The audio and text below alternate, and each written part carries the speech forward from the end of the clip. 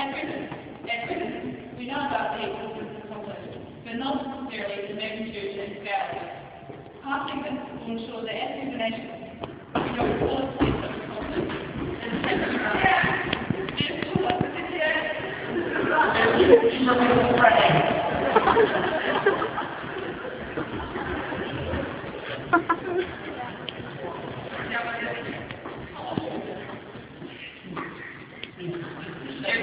I have an urgent report for the member states of the United Nations.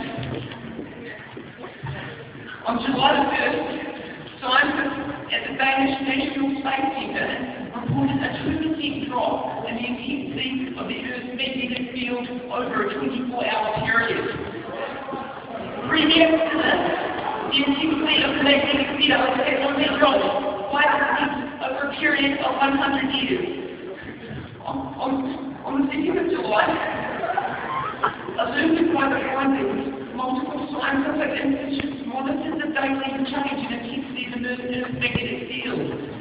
All concur that the intensity fell by further 3%, accompanied with a shift of 2 degrees in the magnetic poles. NASA has confirmed all findings and is certain that this decline in intensity will continue at a steady rate over the coming weeks.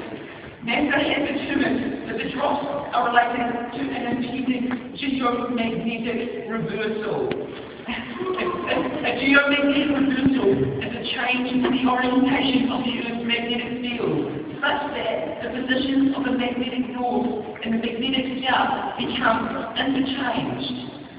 These events involve a decline in the magnetic field strength, followed by a rapid recovery after the new orientation has been established. The last such event was 780,000 years ago, but the Earth is well overdue for another geomagnetic reversal to occur. Next day.